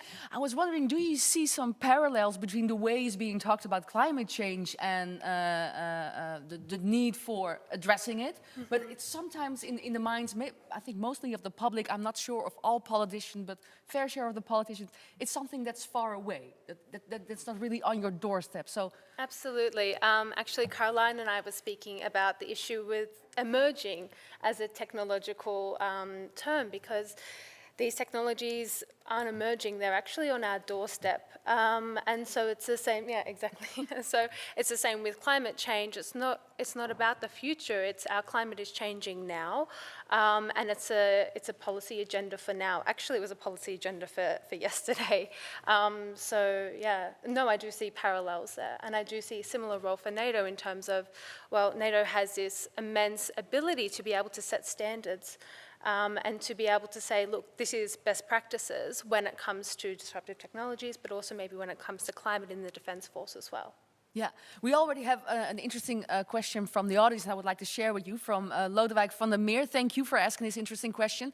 And he wonders, there's a lot of attention for non-traditional challenges, well, especially in this panel because it's the topic of the panel. But his question, rightfully so, is aren't you at this table afraid of emission creep? So is NATO really the best platform to deal with these threats, also in terms of cost efficiency, but also maybe securitization. We mentioned it earlier briefly in a previous panel. Bianca, what would you say? Yeah, absolutely. I mean, I think that as we reconceptualize security a little bit, and we see that, you know, we're sort of expanding our idea of security. It's less about, you know, two sort of sides meeting on a battlefield, on an empty field, and just coming towards one another. As was said previously, the battlefield is our cities, it's behind our screens, it's really about, you know, in terms of disinformation, for example, it's about the social fabric, actually, our electoral infrastructure, our critical infrastructure. So the question is, if not NATO, if it's not NATO's role to sort of look at state security in that sense, then A, whose role is it? And B, like, yeah, what could be more effective there than NATO? Yeah, yeah. And if I remember correctly, in the Netherlands, it was I think in 2016, where former Chief of Defense Tom Middendorp mentioned climate change as one of the accelerating variables actually in conflict in the Middle East. And I was just wondering, well, question for both you, Marcel Beukeboom and David van Weel. Since when is actually the security aspect has become more prominent when talking to climate change? Well, whether it's the Netherlands, in The Hague, so to speak, or in Brussels. I think there are two answers to this question because you split it in two as well. That speech by Tom Middendorp was a landmark moment in the Netherlands. He actually made the 8 o'clock news with it in the Netherlands because it was unusual at that moment that someone from the military spoke about climate, which was seen as a kind of a green issue that was not something for the hard security sector. That has changed in the Netherlands, and the Planetary Security Initiative that has been since is still there, and the military and other sectors are addressing it consistently. But internationally, it was actually several years before. Interestingly enough, in the United States, where I was posted in 2010, it was the Pentagon that brought the issue to the White House and said, well, listen, we see this as a strategic issue for us, for the security of our own armed forces. Our base in Norfolk is being flooded every year, so this is real to us, but also as a strategic issue that is threatening our operations abroad. So we have to do something about it. And the question that was posed, is this something for the military? No, perhaps not necessarily. You don't want to ask the military to install solar panels, but you have to use and utilize the military for what it's good at. And innovation could definitely be something. Yeah, David van Weel, that's also an interesting part of discussion when it comes to climate change. Of course, you can perceive it as a threat, and of course, NATO would be the natural platform to discuss these kind of threats. But another way to look at climate change is a problem that you can manage with, you know, put more money into innovation. How is that perceived within NATO, within Brussels? And is there a difference in how The Hague looks at it? Well, fortunately, I'm in charge within NATO of both innovation, emerging disruptive technologies, cyber, hybrid, and climate change. So I get to have the opportunity of writing paper, as you say, where we combine the initiatives and actually also see the chances. If you look at emerging and disruptive technologies, or emerging technologies in general, and the issue of climate change, then I think there are huge opportunities. And when the military sometimes resists, which they still at times do, about their contribution to mitigation, then I like to turn the answer around. What if the whole world is stepping off of fossil fuel? Do you then still want to be dependent on fossil fuel in 2050 and beyond? And how do you think you will manage your whole oil and gas infrastructure if nobody else is managing that anymore? And the other question or example I give is, wouldn't it be great if you would be self-sufficient in your camps in the middle of Afghanistan and not having to have long convoys of fuel and other supplies, having to go through dangerous terrain with all the risk to your military. So even if you don't see it as a goal in itself, then which NATO as a whole certainly does, then even then there are very compulsive reasons to venture into combating it. Carlijn, how would you make sense of this sort of like overlapping spaghetti of different policy areas that all are attached in some way or another to these non-traditional challenges? Well, I think for both for emerging disruptive technologies, but also at climate change, I think it's wrong to think that you could separate the military and civil domain, but also specifically for climate change. It's a global challenge. It's not just for NATO or the members of NATO. It's it goes beyond borders, and that same goes for cyber or hybrid threats. But to go back quickly to the climate change challenge, one of the two challenges, but maybe also one of the opportunities, is indeed also to think of innovation and R&D into greening defense as an opportunity. You already mentioned the dependence on fossil fuels. That could also be an opportunity to rethink logistical supplies and also maybe cutting risks in people dying because of dangerous missions. The other aspect is indeed the changing nature of the challenge in the geopolitical sphere. So you already mentioned the threat to the Norfolk base, which actually hosts the Second Fleet, which is responsible for the Arctic area. And this area is gaining into geopolitical importance because of the melting ice. So climate change has a direct impact on a geopolitical strategic part of this world that we have not ventured into, but also thinking about which type of capabilities does NATO, because 5 members of NATO are Arctic states, which type of capabilities do we need in order to keep that area safe? I think it also requires a change in mindset, and like I said, it goes beyond borders, but it also goes beyond the traditional civil and military thinking. Yeah, I think this is an interesting part of this discussion as it develops, because it really becomes a discussion, of course, on domains, and we have this sort of like compartmentalized thinking, actually, like nation states, and then we have an intergovernmental organization, etc. Another question from the audience from Lucas Moers. Thank you for asking this question. He wonders, and I think this is a good question for you, Bianca, would it be an option for the intelligence communities to become actually a part of the armed forces? And as you mentioned earlier, civil and military domain, they sort of overlap. Well, this counts especially for the intelligence communities who also within democracies are structured around the civilian part of the ministries. So if it becomes a part of the armed forces in the age of cyber warfare, and if so, should cyber expenditures also contribute to this NATO 2% guideline? Yeah, that's a very interesting question. I mean, I think that in general there needs to be more information sharing, not just nationally between intelligence services and defense, but also between, foreign intelligence services. Because what we see a lot with cyber actually is that an attack sort of happens and then slowly you get a ripple effect of other departments or organizations finding out about this attack and finding out that they themselves might be compromised as well. And it's not known for a very long time after. So I think in order to stay safe, the priority there should be on actually owning up to, the fact that there has been a cyber attack as soon as possible. This also goes for the private sphere as well. It's a bit taboo to be vulnerable to cyber. And the second part of the question was, yes. Of course, the 2%, yeah. The 2%. We can't go without mentioning the 2%. Yeah, I think that this is really interesting because, I mean, I would really like to see a little bit of sort of putting money where the mouth is a little bit when it comes to cyber. So, like, a lot of experts are talking about, for example, a 0.2%. And Dom Cedar, of course, in the previous panel was talking about, the reallocation of funds towards cyber as well.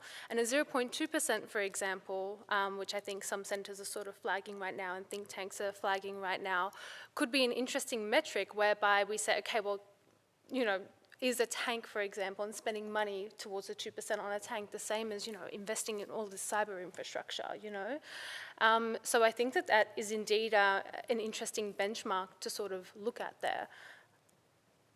And I think it's worthy indeed to include that in the 2%, especially because it is so integral on the battlefield.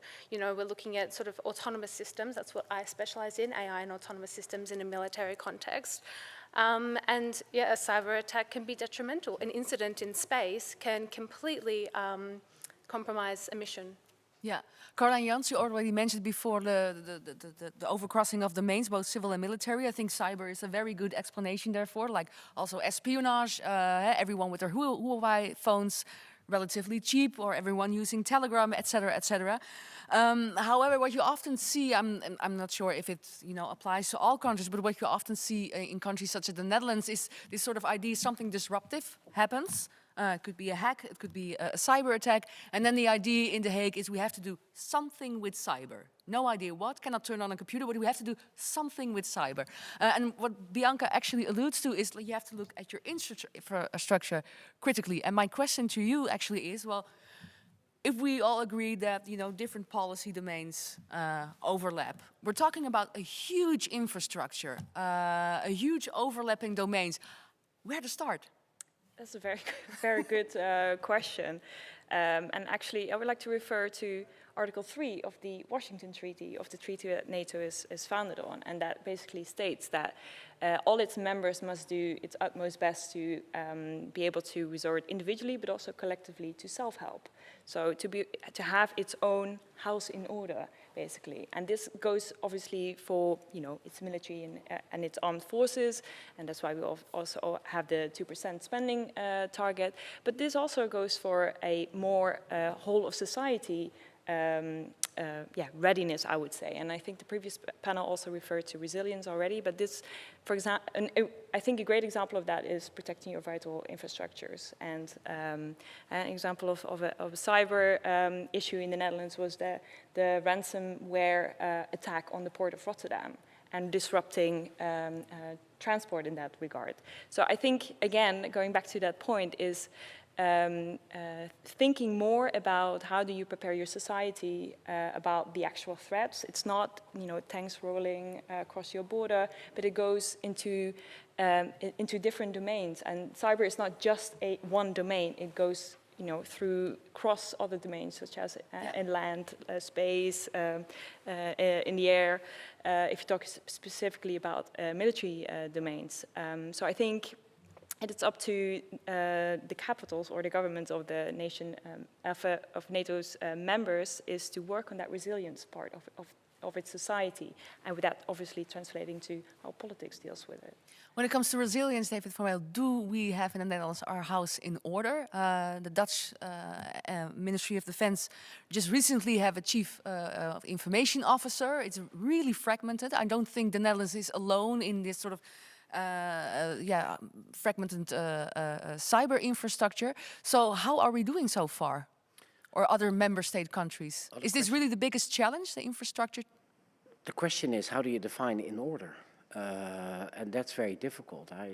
If you look at the Second World War and the resilience of the Russian population, that wasn't based on being able to defend. It was being able to endure and therefore persist.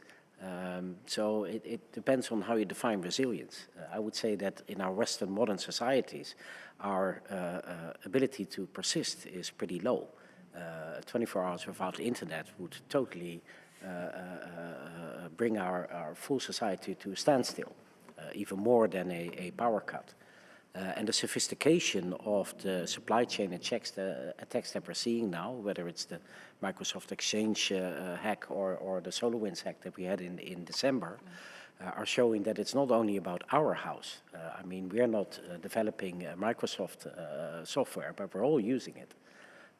SolarWinds is another example of that. So if we not only have to rely on our own house being in order, but also have to be responsible for all the supply chain actors in there, then it's a mighty big task.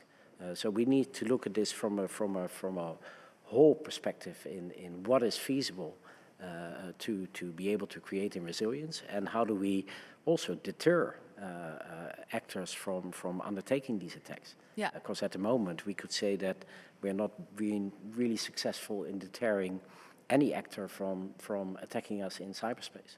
Yeah, because when it comes to feasibility, of course, threats are global, domains are cross-border. However, the political responsibility for these problems is still bound to the nation states. I mean, that's the system in which we operate. So a very interesting question from the audience relates to this from Victor Buamar. He says, usually national capabilities are temporarily placed under NATO's operational control. Building up capabilities to respond to threats is up to nations, and NATO can at best orient or advise. By claiming up a bigger role for NATO, isn't there a risk of sovereignty? Well, working for NATO, I would say no, of course.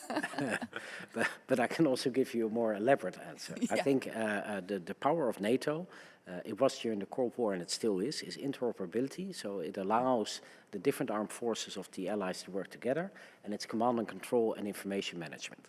So the ability to direct forces in a battlefield. Now the only thing is the battlefield has changed because it's happening online, it's happening now, it's happening in peacetime. Information management is changing hugely, so it's not command and control by having spies in foreign capitals.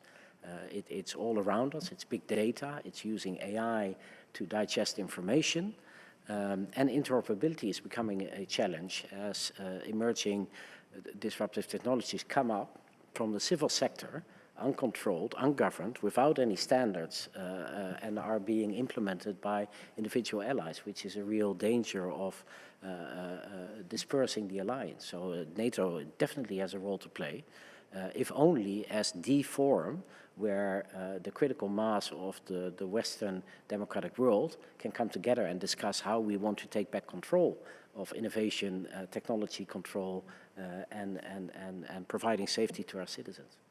I was wondering, Marcel Beukenboom, the question of sovereignty, I think it's also something that you come across as a climate envoy in the Netherlands. Yeah, in a way, yes, but in a differently than in security or in the military. Climate change doesn't know borders, so you have to come to collective action, and in the Paris Agreement, that is exactly what we agreed upon. We have to do this together, but at the same time, it is being translated into national action, and you can define that as you like, as a nation state. In Europe, we are trying to do that collectively as Europe, so submitting one climate plan to the UN as 27 member states, but still it is within our own sovereignty to define whether we choose between nuclear or solar, or whether we plant trees, or that is what we can decide ourselves. But it has to add up to a global effort that limits global warming to 1.5 degrees, and that is comparable to what we have signed for in Washington in 1949. Collective security means that we all have to put in our own efforts into this alliance in order to keep the collective safe, and that is, I think, a great parallel. Bianca Torres, do you recognize this when it comes to, for example, artificial intelligence? I think is a good example where everyone, takes their own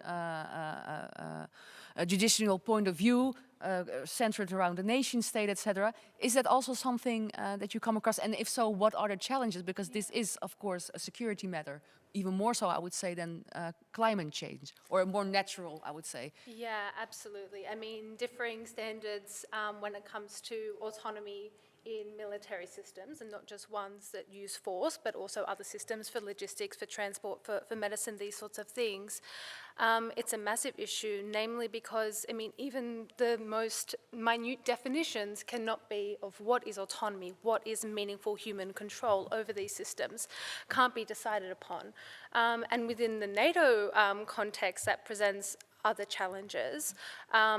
So I'm very curious. I mean, Lauren in the previous panel was talking about the AI strategy that will be released in the summer. Hopefully. Yes, hopefully, by NATO, and that should really sort of set out some standards that member states could sort of measure themselves against, and should really go into ethical guidelines. And I really welcome that. That's extremely needed. But it does pose some challenges because there are cleavages, of course, within NATO, of course, the Netherlands, other European states are really committed to sort of human-centric solutions and using AI in a military context in a very human-centric way. Maybe the UK, the US, less so. They don't want to commit to a ban on autonomous systems. So those divergences really can make a difference there. And of course, the bigger picture, and perhaps more difficult, is that you know, our adversaries won't be sort of applying those same standards and won't be, those ethical guidelines won't be applying that to how they operate in the domain. So it's also difficult, especially if we're talking about deterrence and NATO. How do we sort of maintain competitive advantage? How do we make sure that, you know, our countries are safe whilst also balancing those ethical guidelines? It's interesting what you say about definitions and also relating to the human-centric artificial intelligence. A former member of European Parliament, Marietje Schaake for the Social Liberals, wrote a very interesting article, I think it was in the New Yorker, where she said, well, basically it's just a blah blah term because there's no one pleading in favor of non-human-centric artificial intelligence. So where do you draw the line between having clear definitions and just politicized terms that sound great and nobody can be against? I think that it is an important term, and the reason that I think that is because they're all different sort of along the life cycle of a system, getting a little bit technical here, but along the lifeline of a system, from design, from use, from even to getting rid of a system once it's up, but also in terms of degrees of autonomy as well. There are all different ways in which humans should and should not have meaningful human control. So defining meaningful human control is actually, I think, quite important in the sense that if we define meaningful human control, we don't just mean use. We really mean like in the design, back in the way in which, you know, people are writing code for a software that is to be used in a system, that has to be kept in mind at all stages. And there's, you know, multiple levels of autonomy. Also in terms of, for example, for a system to go out and scope an area, it can do so autonomously. To present certain decisions, it can do so autonomously. And then to fire, it can do so autonomously. So, you know, do we want humans involved only in the use of force part? Is it meaningful human control only in the use of force? Is it for all of it? What kind of oversight mechanisms are there? So I think it's important to speak about and to set these standards across. Yeah. Yeah. And Carlijn, Jans, how would you, well, of course, definitions needs to be clear. But of course, in your search for clarity, you don't want to get all down to the nitty-gritty, because I think the most best framework is a simple and easy framework in which all member states can relate. And the more member states, the more partners, the more difficult it is to put something on paper everyone can relate to. How would you say this need for clear definitions is important when it comes to non-conventional technologies? Do we all have the same understanding of the effects of climate change? Do we all have the same understanding when we talk about disruptive technology? Well, I think that's a very good question. Maybe David is better situated to answer that question from within NATO. But indeed, the threat perception within NATO differs, of course, and that goes also for climate change, but also emerging disruptive technologies, but also indeed how member states themselves deal with these or are developing or are investing in R&D. And I think that's one of the more or the bigger internal challenges of NATO going forward. And I think it was also alluded to in the previous channel, and that's why I think refer to what David said because before. Are we still waiting for the paper on artificial intelligence because you're still more working on the definitions, or is there another reason? No, allies agreed actually in February that NATO is the platform to discuss and adopt the principles of responsible use for these emerging disruptive technologies. That's a huge step. It means that we recognize that NATO is the forum where we sit together and where, on the basis of our morals and values, we decide from a security perspective what we find acceptable and what not. In that, we also have to take into account, because that's the role of NATO, what our adversaries do or don't do. So if it means that we have very high principles, but no means to defend ourselves against disruptive technologies, then we're in a pretty bad place. So we need to balance those two. And to have that discussion, I think, is a novelty. And it'll be difficult. There are differing views on human control, on what is accountability, how transparent are these systems, do we know what's happening? And so all these issues will cross the table. In the end, I always jokingly say that I wouldn't be surprised if in 2 years you will get a fine in San Francisco if you turn off your autonomous driving mode because it's considered reckless driving. And in your airplane, you're pretty uncomfortable if your pilot says, well, the autopilot functions fine, but I feel like landing myself today to practice. So autonomy as such is not a bad thing. AI as such is not a bad thing, but we need to understand what technology is doing.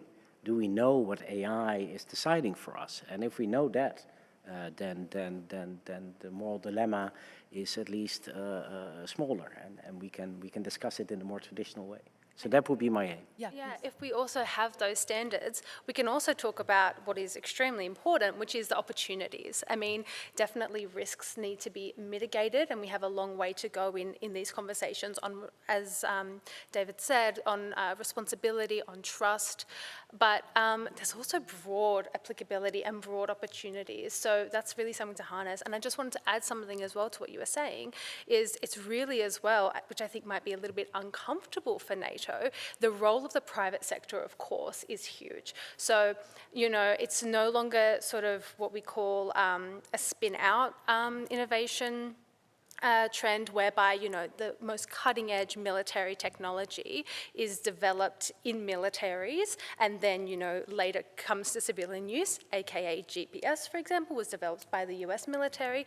Now the cutting-edge technology is coming from Silicon Valley, it's coming from the private sector, and we have to find a way to sort of, manage and rethink about how this design process is happening if it is to end up in the public sphere. And I think that that's sort of an uncomfortable platform in some ways for NATO and definitely for militaries to sit on, where they're reliant on, you know, the ethics of the private sector, especially given that, you know, a private company who for example, develops facial recognition technology that is extremely advanced, isn't obligated to, well, if the US military says no, maybe another government will say yes, for example. So yeah, that relationship is something that will need constant attention and work, and I think is an interesting thing for NATO going forward. Yeah, you can also see that maybe I think in climate change, right, where the strategic implications of certain sectors growing or expanding will have an effect, well, for instance, on climate change, and just as with tech, I mean, a lot of companies, like for instance, like steel factories, well, they're not like the Dutch Hoogovens doesn't exist anymore. It's an international company, and it's also part of the globalization. Do you see the same struggle within, or maybe the sort of awkwardness of governments to actually deal with these international globalized private companies? Yes, of course, and I think that is not limited to any sector. Whatever global challenge we try to address, we traditionally sit together as governments and we sign an agreement or we talk about it. But then when it's about implementation, we rely largely on others. The same goes for the military in this context. If you want to green your army in the broadest definition of the term, you have to think of your equipment. Well, you're not building that yourself, so someone else has to do that. You have to deal with supply chains, as David said, on relying on fossil fuels or not. If that outside world is changing because of the interaction between public and private, you have to adapt and you have to change, or actually, if you are a good military, you have to be ahead of the curve, because that is what you're good at. You interpret threats and strategic changes, so you have to play with that. Yeah. To round up, because we're almost through our time, it goes ridiculously fast. We have a question from the audience from Carolina van Weert. Thank you so much for asking this question. And it basically touches upon the discussion we were having earlier. And I think this is a good question for you as well, because she explicitly asked about disruptive threats and the role of NATO, because to what extent does a military alliance have a role in protective sensitive technologies, export control, MA regulations, etc.? Or is that a national or civil issue? And maybe you want to reflect on that as well, Carlijn. Sorry, what was the end of the question? Is it a national or Okay. more a civil issue? So when we're talking about basically the two questions, is it national or international? And is it more in the atmosphere of civil, private, or the military? I think that, I mean, very symbolic of, you know, globalization and where we are now in this, you know, deep integration between the civil sphere and the public sphere. I mean, I think it has to involve everybody. And yeah, I definitely think that that it is an issue for NATO. Of course, we're explaining everything as, you know, in the realm of NATO today, but I think it's true. And of course, you know, there are difficulties in applying a charter and NATO's mandate specifically to these issues. But I think, and you know, as Caroline was talking about Article 3, for example, it is of course under the purview of national governments, but it has to be both at multi-level and also at the civilian level as well. Because I mean, we haven't touched too much on hybrid, but I mean, disinformation and those impacts, they're happening on the ground, they're happening behind screens, and they're pervasive and imminent. So yeah, it's a multi-level thing. Yeah, I would agree with that, and maybe add on, there's obviously this traditional view on arms control, but I think especially when we talk about these type of technologies, there is a big risk of proliferation, because it's maybe because of the involvement of, it's not just a military technology or not just a civil technology. It's more accessible to certain, maybe also non-state actors. It's maybe also even cheaper. So there's definitely also a risk attached to that. And there indeed coming back to Bianca's point, it is not just for, you know, NATO or militaries to engage in that. It's broader and needs a more of a whole of government engagement. So comprehensive approach is the key word, but we haven't found out how exactly. Well, thank you so much for this interesting panel and for joining us. David van Weel, Carlijn Jans, of course, Bianca Torresan, thank you as well, and Marcel Beukenboom. I would like to thank not only the speakers from this panel, but also from the previous panel, and mostly, of course, the viewers for engaging and all your interesting questions. You really came over all over the place, but most of you, 73% tuned in from the Netherlands, 20% from the EU, and we had 6% from outside the EU. So we're actually, Australia. Australia, yeah, they're all cheering for you on the live stream. Well, hi Australia, thank you so much for joining us. Well, this fourth NATO night was made possible by the US Embassy in Den Haag and NATO. And I would like to bring your attention to another event which will be organized by the Netherlands Youth Atlantic young professionals who are aspiring a career in international security. There's also a NATO Night career webinar, and you can actually ask everything you want to know about working at the NATO, EU or UN to National Coordinator of International Positions, remember his name, Jean-Pierre Kempeneers, and that will be hosted on the 27th of May. So thank you all for watching, and hopefully we'll see you next time for the 5th edition of NATO Night. Good evening.